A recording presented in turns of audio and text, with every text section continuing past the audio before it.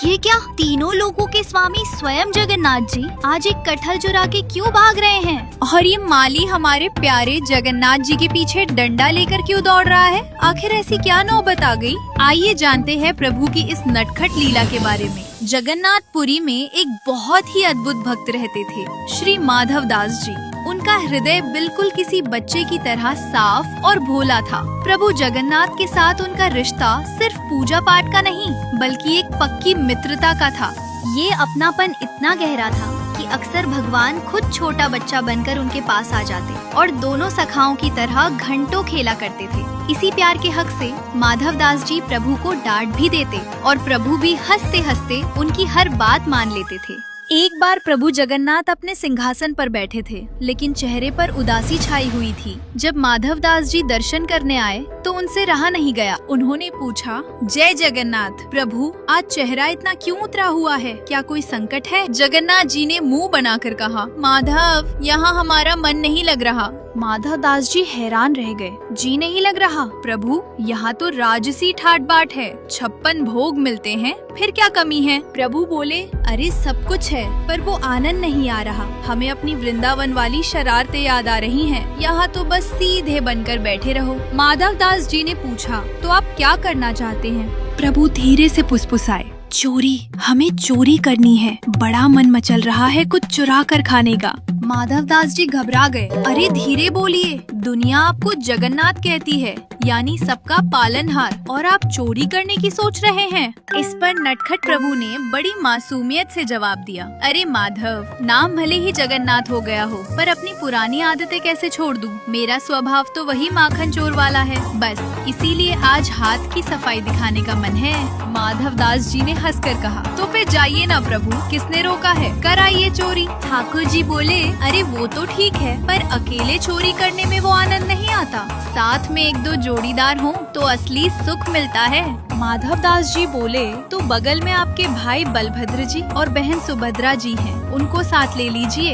ये सुनते ही नन्हे जगन्नाथ जी ने कान पकड़ लिए। बोले, रहने दो, अगर उन्हें ले जाना है तो फिर हम ऐसे ही ठीक हैं, नहीं करनी चोरी। माधव दास जी ने पूछा, अरे ऐसा क्यों? तब जगन्नाथ जी बोले, अगर उनको लेकर जाऊंगा तो एक तो मैं खुद को संभाल नहीं पाता, उन्हें कैसे संभालूंगा? और बलराम भैया का क्रोध तो तुम जानते ही हो, अगर चोरी में पकड़े गए तो मेरी खैर नहीं। और अगर मैंने दाऊ भैया से कह भी दिया कि चोरी करने चलना है, तो पहले तो वो मुझे ही डांटेंगे कि तुम्हें शर्म नहीं आती, दुनिया पूजा करती है और तुम चोर बनोगे। और अगर मान भी गए तो वो ठहरे मर्यादा वाले देव, वो पूरे शहर में ऐलान कर देंगे कि सुनो सब लोग, मेरा छोटा भाई आ रहा है, उसके लिए चोरी का इंतजाम कर दो। अब बताओ माधव, जब सब लोग खुद ही सामान दे देंगे तो चोरी का मजा क्या खाक आएगा? भैया के डर से तो कोई मुझे डांटेगा भी नहीं, इसलिए तुम ही सबसे सही हो, तुम ही मेरे साथी बनोगे।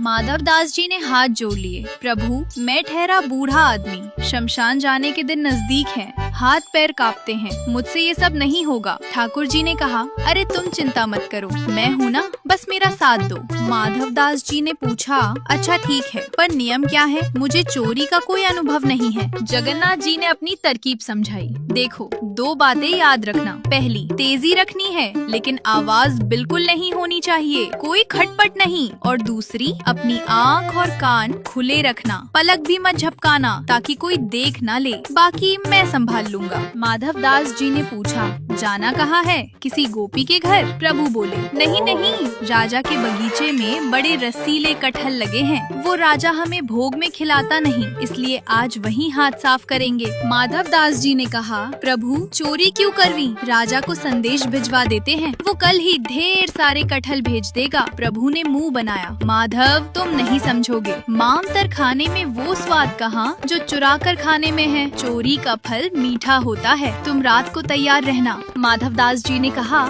ठीक है, मुख्य सिंह द्वार पर मिले। प्रभु बोले, अरे नहीं, वहाँ तो रात भर कीर्तन चलता है, पकड़े जाएंगे, तुम दक्षिण द्वार पर चुपचाप खड़े रहना। रात हुई, दक्षिण द्वार पर माधव दास जी इंतजार कर रहे थे। तभी ठाकुर जी आए, एकदम दबे पांव, काले कपड़े ऐसे ओढ़े थे कि अंधेरे में सिर्फ उनकी दो बड़ी बड़ी आंखें चमक रही थी। माधव दास जी प्रभु के साथ चुपचाप कदम मिलाकर चल पड़े अपने अभियान पर। जैसे ही वे राजा के बगीचे में घुसे, माधव दास जी ने जोर से पूछा, प्रभु, कटहल का पेड़ कहाँ है? जगन्नाथ जी ने दांत पीसते हुए कहा, "श्श, धीरे बोलो, वो ठीक सामने है। पेड़ के पास पहुंचकर जगन्नाथ जी बोले, चलो अब चढ़ाई करनी होगी। माधव दास जी ने फिर अपनी तेज आवाज में पूछा, कौन से पेड़ पर चढ़ूं? तभी बगीचे के माली की नींद खुल गई। वो लाठी लेकर चिल्लाया, कौन है वहाँ? रुको, मैं बताता हूँ किस पर चढ़ना है। जगन्नाथ जी घबरा गए और तुरंत माधव दास जी को खींचकर एक झाड़ी के पीछे ले जाकर छिप गए। उन्होंने फुसफुसाते हुए कहा, क्या तुम मुझे मरवाओगे? मैंने तुमसे कहा था शोर मत करना। तभी माली वहाँ आया, इधर उधर देखा और चला गया। वे बाल बाल बच गए। माली के जाने के बाद माधव दास जी बोले, अब क्या उपाय है? जगन्नाथ जी बोले, देखो, एक ऊपर चढ़ेगा और तोड़ेगा, दूसरा नीचे लपकेगा। अगर कटहल जमीन पर गिरा तो धम से आवाज होगी और खेल खत्म। माधव दास जी बोले, प्रभु आप तो नाजुक हैं, कहीं गिर गए तो अनर्थ हो जाएगा, मैं ही चढ़ता हूँ। ठाकुर जी खुश हो गए। ठीक है, मैं नीचे झोली फैलाकर खड़ा हूँ। माधव दास जी पेड़ पर चढ़े और एक बड़ा सा कटहल पकड़कर ऊपर से ही चिल्ला पड़े, प्रभु ये वाला फेंकू या वो वाला? ठाकुर जी ने अपना माथा पीट लिया। लो, अब तो गए काम से। आवाज सुनते ही माली फिर आ गया। अच्छा, तो तुम यहाँ हो? अब माली को अपनी तरफ आता देख हमारे नटखट ठाकुर जी ने आव देखा न ताव वहाँ से रफू चक्कर हो गए। ऊपर से माधव दास जी ने कटहल छोड़ा, नीचे कोई पकड़ने वाला तो था नहीं। जोर से आवाज आई, धम। माधव दास जी बोले, अरे प्रभु पकड़ा नहीं क्या? नीचे से माली कड़क कर बोला, मैं पकड़ूंगा तुझे, नीचे आ जरा। माधव दास जी नीचे उतरे तो देखा भगवान गायब। माली ने उन्हें धर दबोचा, 2-4 डंडे भी रसीद किए और पेड़ से बांध दिया। माधव दास जी बेचारे इधर उधर देख रहे थे कि मेरा साथी कहाँ गया, पर वो तो तब तक मंदिर में जाकर सो चुके थे। सुबह जब राजा बगीचे में आया तो माधव दास जी को पेड़ से बंधा देख उसके होश उड़ गए। वो दौड़कर चरणों में गिर पड़ा। अरे गुरुदेव, ये क्या अनर्थ हो गया? आप और चोरी? माली ने सफाई दी, महाराज ये रात को कटहल चुरा रहे थे। राजा की आंखों में आंसू आ गए। भगवान, आपको इच्छा थी तो हुक्म देते, मैं कटहल भिजवा देता, चोरी करने की क्या जरूरत थी? तब माधव दास जी ने मुस्कुराते हुए कहा, राजन मुझे देखकर लगता है कि मैं कटहल चुराऊंगा। अरे पुरी में सबसे बड़ा चटोरा कौन है? वही तुम्हारा सावरा। उसकी इच्छा थी चोरी करने की, मुझे पेड़ पर चढ़ाया और खुद भाग गया। राजा गदगद हो गया। धन्य है मेरा भाग्य, स्वयं त्रिभुवन के नाथ मेरे बगीचे में चोरी करने आए। राजा ने उसी वक्त अपना पूरा बगीचा भगवान जगन्नाथ के नाम कर दिया। माधव दास जी को तुरंत बड़े सम्मान के साथ बंधन से मुक्त किया गया। रात भर पेड़ से बंधे रहने और माली के 2-4 डंडों की प्रसादी पाने से उनका बूढ़ा शरीर टूट रहा था, लेकिन मन ही मन वो अपने नटखट सखा की इस लीला पर मुस्कुरा रहे थे कि वाह रे ठाकुर, मुझे फंसाकर खुद कैसे रफू चक्कर हो गए। राजा से विदा लेकर अपनी रात भर की थकान मिटाने और नित्य स्नान के लिए माधव दास जी पुरी के समुद्र तट की ओर चल पड़े। स्नान के बाद समुद्र किनारे जब दोनों मिले तो माधव दास जी ने हंसते हुए पूछा, कहो सरकार, तुम्हारी चोरी करने की इच्छा पूरी हो गई? हाथ तो एक कटहल भी नहीं लगा। जगन्नाथ जी ने मायूस होकर पूछा, अब क्या करे माधव? माधव दास जी ने प्रेम से कहा, अरे चिंता क्यों करते हो, तुम तो भाग गए, लेकिन हमें देखो, पूरी रात बंद कर रहे, मार खाई, पर बदले में वो पूरा बगीचा तुम्हारे नाम करवा के आ रहे हैं। अब जाओ और जी भरकर कटहल खाओ।